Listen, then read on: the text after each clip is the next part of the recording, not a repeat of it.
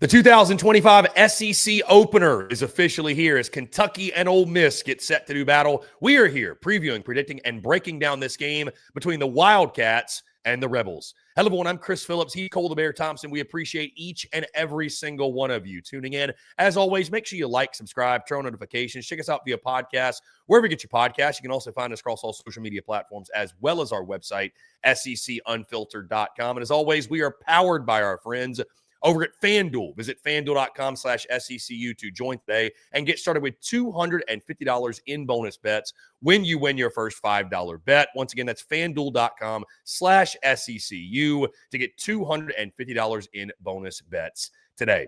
Kentucky and Ole Miss get set to do battle in the first conference game for the league in the 2025 season and the lone conference game in week 2. We are here previewing, predicting, and breaking down this showdown between the Wildcats and the Rebels. Hello, everyone. I am Chris Phillips. Joining me, as he always does, my co-host, my colleague, my partner in crime, one of the best in the business to do it, Mr. Cole the Bear Thompson. Bear, what's going on, man? Appreciate you taking the time. Really excited to break down this matchup with you. We get a little SEC on SEC flavor in week 2, the only one, obviously, in the second week of action. Only one of two things will happen this week. It will be a fight to the finish by Kentucky and Ole Miss with a one-play deciding factor for a victory in Lexington, or a complete and utter blowout showdown by a team that is hell-bent on seeking revenge from 2024, keeping a roster built to win a national title out of the college football playoff. It's going to be a fun game out in Kroger Field on Saturday. Yeah, excited for it. I almost kind of feel like because of some other matchups, it's flying a little under the radar, which is interesting with it being the only conference matchup, if you will. But this one taking place Saturday, September the 6th, 2:30 Central Time kickoff, Bear, on ABC. Obviously, they're in Lexington, Kentucky at Kroger Field.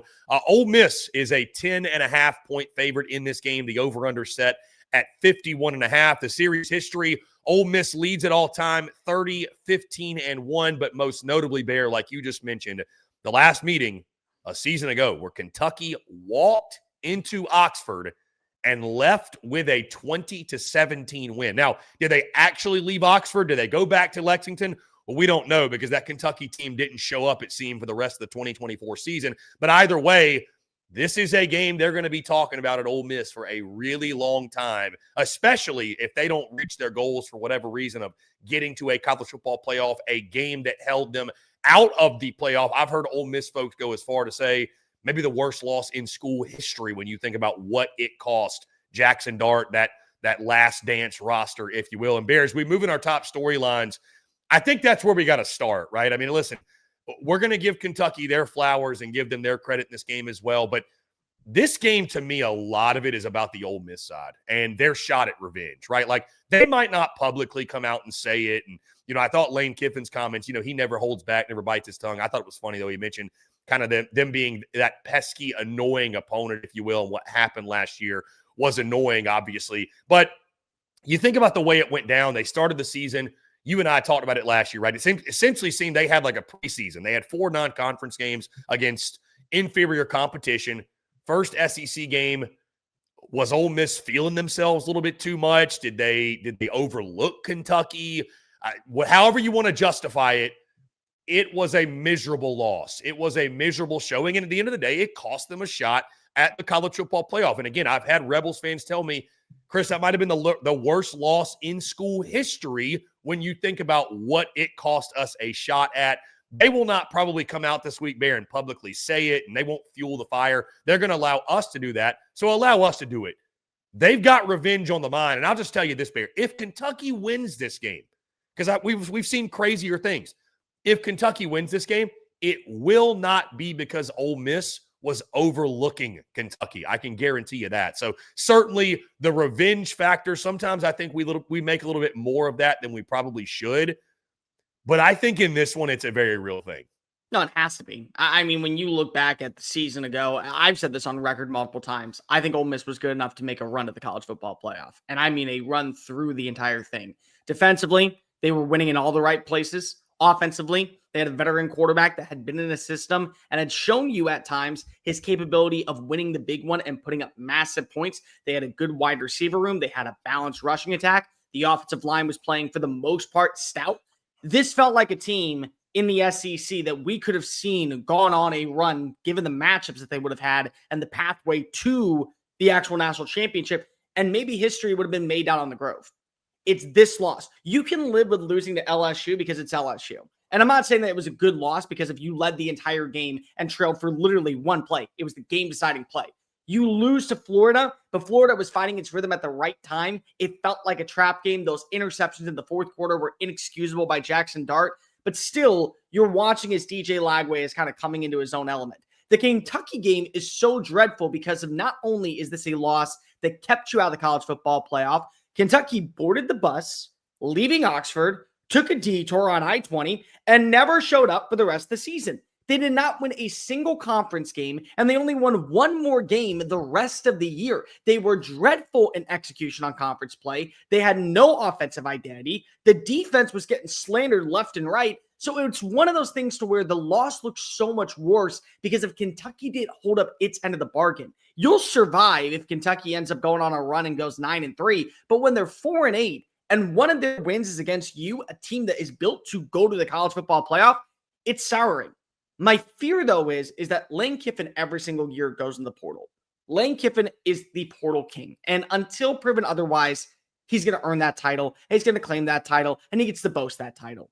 But when you go into the portal so much, a lot of players weren't a part of that roster from a season ago that lost this game. A lot of players that are being brought in don't have that same intensity or the animosity to want to get this win. Lane Kiffin wants this win. Charlie Wise Jr. wants this win. Pete Golding wants this win. And the coaching staff has to make it attentive that this is a game we are not overlooking.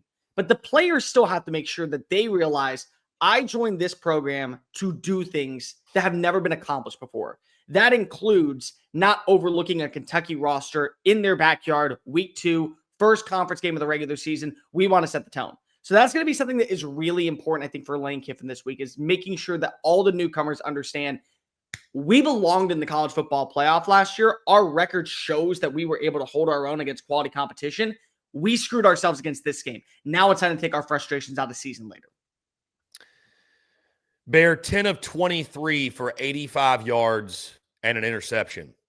That was the stat line for Zach Calzada against the Toledo Rockets. And Mark Stoops was asked after the game about, what the leash on him is, and do you consider going to Cutter Boley? And Mark Stoops obviously voiced his support and said, we still believe in Zach Calzada. We believe that he's going to have a good season. We also believe in Cutter Boley, right? It feels more so to me there's a week-by-week evaluation going on. I know you and I talked about this in the preseason. I think your thoughts on Zach Calzada are pretty well documented. You're not much of a believer in him. I'm not saying I'm much of a believer in him either. And I think I think you picked either by week 6 or 7 that Zach Calzada would be benched. Again, 10 for 23, 85 yards and a pick against Toledo. All due respect to the Rockets. Pretty rough debut. I wonder, Bear, I think you have to talk about this now when talking about Kentucky. What is the leash on Zach Calzada? Do we see Cutter Boley in this football game? Because, again, respect to Toledo, and I know Ole Miss still has some question marks on defense. You're going to see a better defensive product than what you saw in week 1 if you're the Cats. What can you really expect? What's the confidence level, I wonder, in a Zach Calzada to go out there against Pete Golding and put together a good performance? I wonder if we don't see multiple quarterbacks in this game. I think we will, but the thing is that as long as the rushing attack for Kentucky can stay potent against this Ole Miss defensive line, maybe you're content leading out with the veteran quarterback. Remember, last week against Toledo, Kentucky averaged almost 6 yards a carry. I think Dante Dowell had 129 yards. Seth McGowan had 78 yards. Both found their way into the end zone. I think it was 5 explosive runs. Dante Dowell had a 79-yard rushing yard for a touchdown. So this is going to be based off the ground game. If you can establish the continuity and consistency of putting yourselves in manageable situations in this offense, headlined by Bush Hamden, 2nd and 3, 3rd and 1, allowing you to open up the playbook. Maybe because the veteranship of Calzada playing in these high-intense games gives you more of an opportunity to strike against Ole Miss. And Ole Miss, credit where credit's due, they scored 63. They dominated against Georgia State. But they also allowed 191 rushing yards, an average of 5.5 yards a play. Kept them out of the end zone, but Georgia State had 3 running backs finish with at least 6 runs of over 15 yards downfield. So again, Dante Dow, Seth McGowan, if they can establish the run and you just get the continuity and the consistency of the passing from Calzada, you may feel pretty good about starting him. But if, let's say, you eliminate the run and you're forced to have to throw the football and you're trying to get the ball out to Kendrick Law, or you're trying to find a Josh Kratos, or you're trying to get someone getting something moving with Jamori Macklin, at that point, if Cutter Boley gives you the better chance to win through the air and be an actual threat downfield, you got to turn to him, because it's very clear that there is a ceiling when it comes to Zach Calzada. And I said this multiple times, and people didn't want to believe me when I talked about this Kentucky squad. It's not that I don't think Calzada is a quarterback that can manage a game. The problem is that Zach Calzada throws one speed, 95 miles an hour, slant patterns, vertical patterns, crossing routes, comebacks, curls. It's all coming in like a closing pitcher trying to finish the ninth inning. That is what he does. That is who he has been since Texas A&M, and it's something that coaches have had to learn to adjust to. If that's not working, you got to turn to the guy that can make it work. And that might be where you look at Cutter Boley.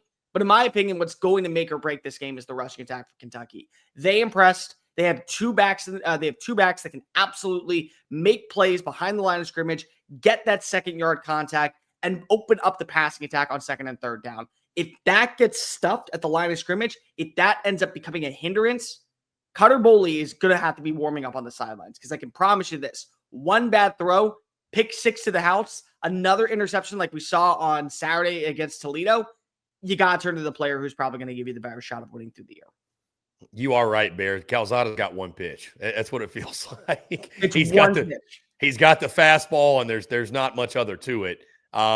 I do agree with you. The rushing attack, I mean, you think about last year, line of scrimmage. And I know there's a different look for Ole Miss, especially up front. But, I mean, that was, I think, one of the biggest reasons Kentucky won. They were the more physical team that day. Yeah. They bullied them. They pushed them around. And you're right. 220 rushing yards for Kentucky. That 1-2 punch at Dowdle McGowan. You give up almost 200 to Georgia State. That's something to watch. But on the other side, Bear, and I think it's intriguing because Austin Simmons making his first career SEC start, his first career road start. I mean, Kentucky gave up 270 passing yards to Toledo. So on the other side, I think it should be an opportunity for a pretty big day for Austin Simmons and those weapons on the outside. And you know Lane Kiffin's going to be dialing up those deep shots downfield. What I love about Kentucky, and again, I have nothing against Kentucky. So Wildcat fans, I have no idea why you think I hate you. I just think that there is a ceiling for your team. Mark Stoops always has a great defensive line. Mark Stoops always is able to scheme properly against rushing attacks. You held Chip Trayanum to, what was it, 1.2 yards a play? Was it even less than 2.1 yards a play? 14 for 41. So he had one run of over 10 yards downfield. The team as a whole averaged less than 2 yards a carry. That is something that you can hold your hat on. But then Tucker Gleason decided to go ahead and wake up late in the fourth quarter, found his way into the end zone, was able to make this a game. Austin Simmons can do that. Austin Simmons threw for 341 yards. He averaged 11 yards a throw. He had 2 interceptions. He had a fumble that he was able to recover. He had some mental mistakes, but you expect that from a first-year starter truly getting acclimated running the offense. The thing that was so impressive was his ability to extend plays outside the pocket and then the explosivity downfield. Harrison Wallace, 3 catches for over 20 yards, finished with 130 yards on the day. Daquan Wright had a 38-yard catch. Caleb Odom had a 35-yard catch. DeJon Stribling had a 37-yard catch. Winston Watkins had a 28-yard catch. You also have guys like Caden Lee that didn't make that big of an impact. Deuce Alexander, Traylon Way is on this roster. So there's weapons that were brought in this offseason to fit a certain blend on what works with Austin Simmons. And we watched that on display against Georgia State's secondary. Kentucky's secondary is going to be miles better than what I think Georgia State's is, but they still struggled at times to win their one-on-one battles against Junior Vandross, against Javon Brown, against Trayvon Rudolph. Every single one of them had at least one catch of over 20 yards downfield. So this is going to be a game to where you look at Austin Simmons. The strengths that make him a talented quarterback and a name on the rise as potentially one of the bigger breakout players in the SEC. It's actually his advantage. Now, Kentucky can easily force an interception or two because if he is a little bit risky with the football and he's not afraid to let it fly, right place, right time, the Wildcats are walking away with a pick and they're getting the ball right back to their offense. They got to do something with that offense, but they can make those plays. Yet the thing that I look at is the strengths of what makes Austin Simmons a dynamic passer. there is a massive advantage in this game, I think, for Ole Miss's passing attack because of that. Bear, I do want to mention too, and I know it's Georgia State, obviously, so take it with a grain of salt, but Ole Miss's rushing attack, 295 yards on the ground against Georgia State. Kawan Lacey went 16 for 108, 3 tutties. Logan Diggs went 7 for 91 for a touchdown. A lot of different guys touched the football, made a contribution in the rushing attack. So they were doing everything well, right? And that's what you would expect against a Georgia State team, inferior opponent, all due respect to Del McGee and the boys. But Ole Miss did what they should have done, but certainly clicking on all cylinders. I believe just under 700. Yeah, 700, just under 700 total yards of offense, 695 yards of offense against Georgia State. Again, what you expect from Lane Kiffin and company when they play in these non-conference showdowns. So I think that battle is going to be interesting too in the trenches. Ole Miss's kind of reworked offensive line, and that was a question coming in, going up against Kentucky's defensive front. Will they be able to run the football to that level? But I think you're going to have options. I think you're going to be able to be as balanced in this game as you want. I'll be curious. I think it'll depend on the flow of the game and kind of the way Kentucky and Mark Stoops are attacking you. Do you lean more on the pass or the run? But bottom line, Bear, I think you're going to kind of be able to do whatever you want if you're Ole Miss. I think you're going to be able to. And if you're Kentucky, you kind of got to pick your poison. Like you're because it would be an upset. There's no question. You're a double-digit home underdog. You got to rattle Austin Simmons in this game, I think. That to me feels like your path to an upset. You need a couple turnovers. I'm not saying this would be like App State beating Michigan or even like, I'm not saying it'd be like that level of upset. It would be App State beating Texas A&M a few years ago. It wouldn't be that level. Right. It wouldn't be that level, but there is we have to talk recipe to upset because it would no doubt be an upset. You got to rattle Austin Simmons, get a couple turnovers. You got to win the battle in the trenches. You got to not turn the football over yourself. You do that, you look up in the fourth quarter, and kind of like last year, all of a sudden Ole Miss is in a dogfight that they didn't want to be in. What I look at as well is for Ole Miss's defense that had its questions going into the year, because they did. They lost a lot on the defensive line. No more Prince Lewan, Manley Yellen. No more Walter Nolan. No more why am I blanking? No more Jared Ivey, JJ Pegues, all these other players. The thing is that this may be a game where you get to trust your defensive line, and you won't know much about your secondary because of what we saw from Zach Calzada. But if you can show that your defensive line still is as potent and physical as it was a season ago, it's a starting point going into your other signature matchups. Your game against South Carolina, your game against Oklahoma, your game against LSU.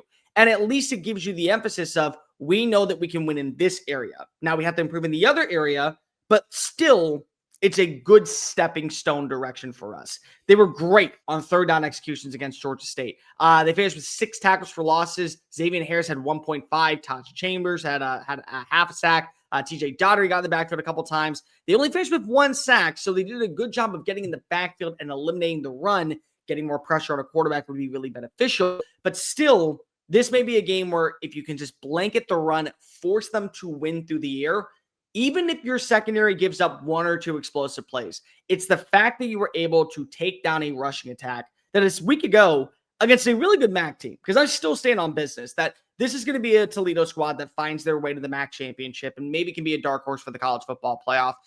If you can do that and make this team one-dimensional, you've shown that not only have you constantly grown as a coach finding the right talent, you've also grown from, we know what the standard is. The players that we bring in also know what the standard is. We don't miss a beat when it comes to the overall identity of what makes our team our strong force. Bear, but that being said, again, it's SEC on SEC, which is always exciting. Getting into conference play early here in the 2025 season. Rebs and Wildcats doing battle in Lexington. Let's lock in some picks. Let's lock in some predictions. My friend, would you like the honors, or would you like me to go first? Look, I can see this game turning out like week 3 in Lexington a season ago against Georgia. I can. It still is a good defensive line. Mark Stoops is due to have one game that ends up being a blunder. You wonder what went wrong. And then you remember we were right there at the finish line. And if you don't punt and you just drop it low and say, go for it all, maybe you win that game. But you played physical against the eventual reigning SEC champions. I could see that with Ole Miss. There's a lot of traps in this game. Austin Simmons, first road start, first conference game.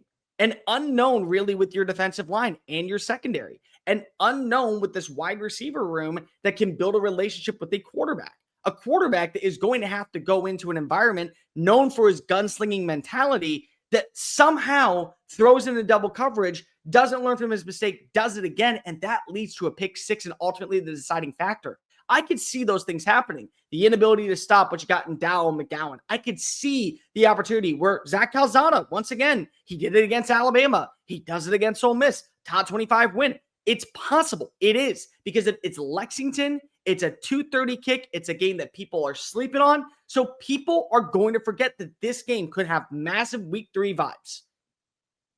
But a part of me also thinks that Lane Kiffin has been sitting inside of his office in a dark, depressive state, sipping on scotch, watching the play over and over and over and over. Barry Brown, Brock Vandergrift, 4th and 6, 54 yards down the field. You get that stop, you win the football game, you're in the college football playoff, and that ain't sitting right. That's been festering in his stomach. That's making him regurgitate that 60-year-old fine scotch that he has been sipping on, and he wants to make sure he never gets that feeling again. And so he leans into Austin Simmons, whispers in his ear, make him pay. War. And then we watch as they fly out of the football field and they dominate. And then you watch Austin Simmons get ready for the third quarter and goes, well, Trinidad Chambers is coming in, right? And you know that scene in Star Wars where Kylo Ren goes, more. More. More. That is going to be Lane Kiffin. He's not losing this game. He refuses to lose this game. And he is going to inflict some pain and suffering and a lot of unharbored feelings on Mark Stoops on Saturday afternoon. I don't think this is close. I think this is a blowout. I got a final score of 45-10. I think this is going to be a bloodbath. And no offense to Kentucky. This is all because of what happened a season ago. You're just the victim of this year's answer. That's all it is. You know, Bear, I did not expect that I would be the nicer of us two when it came to this game, but I feel like I am. I will say this. Ole Miss does have question marks. You're right. You know, Austin Simmons, first road start, like you mentioned, first conference start. Defensively, coming into the season, we had questions about Ole Miss. I just don't think Kentucky's the team to expose them on any of those fronts. I don't think Kentucky has the manpower to expose them the way that maybe some others will down the road this season. And obviously, I'm high on Ole Miss. I thought they were a little bit underrated coming into the season. I trust Lane Kiffin, believe in Lane Kiffin. But they've got some questions to answer of their own within their roster. I just don't think Kentucky's got the personnel to make them pay. You're right. Listen, this is a game. I'll spare the dramatics. I don't know if they've necessarily had this one circled since last year, but there might be a little star next to it, right? Like, you don't have to tell the guys in that locker room or anybody within that program what this game means, why this one's important, why getting revenge is so massive. And even if there wasn't revenge on the line, I just believe in Ole Miss's personnel, top to bottom. I have no faith in Zach Calzada. None at all. The Kentucky rushing attack will have to carry them. Again, they'll have to force a couple turnovers off of Austin Simmons, muck the game up. Just like you were talking about Georgia. They'll have to muck it up. They'll have to make it really sloppy, lower scoring, just a nasty, ugly game to watch. That's going to be kind of their key, their recipe to an upset. But it ain't going to happen because Ole Miss is going to come out here guns a-blazing with a point to prove.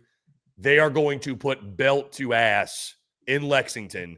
All due respect to Kentucky, there's nothing you can do about what's coming on Saturday. There's nothing you can do about it. Listen, you got the win last year. You had the bragging rights. You kept Ole Miss out of the playoff. Congratulations. I hope you enjoyed it because Lane Kiffin and company are coming back for what's theirs. Yeah. They're coming back to collect rent. They're coming back to collect payment, and they're going to get it on Saturday. Give me Ole Miss 38, Kentucky 13, and I feel like I'm being kind of nice with that score prediction. You and I both love Ole Miss minus 10.5. I think there's no doubt they win this game by double digits.